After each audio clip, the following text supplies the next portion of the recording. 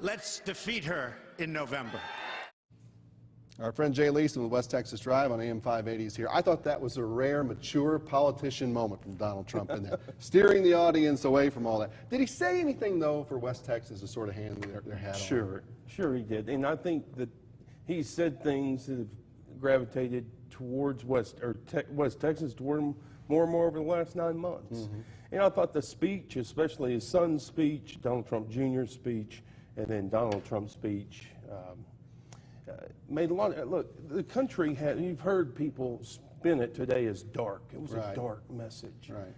There's a sense of loss in this country that Donald Trump has tapped into. And one is a cultural sense of loss, that here comes the left and they want to impose these bathrooms upon us, these transgender restrooms, gay marriage, school curriculum at public and in higher public ed.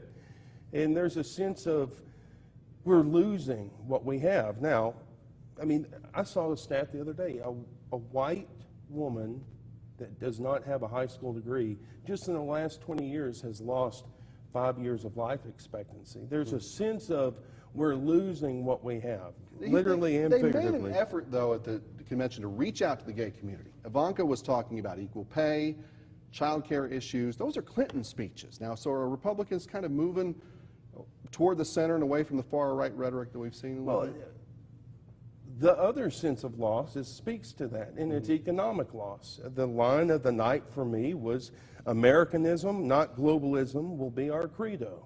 That's what Donald Trump said. Right. Because, especially in rural communities, you've seen the effects of globalism, where stored cotton in China is going to dictate whether or not a town in West Texas survives. People have that cultural sense and a growing economic sense. You cited a stat earlier that both candidates have used. Household income down $4,000 over the last 10 years. So, you know, these folks feel, I think an average Trump voter feels like they're morally berated by the left. Yeah.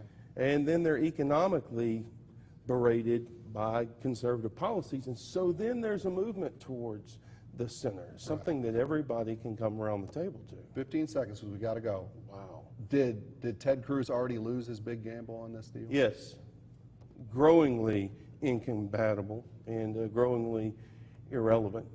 He's been campaigning this whole time. His big campaign moment, he walked in and he got Paul Manaforted.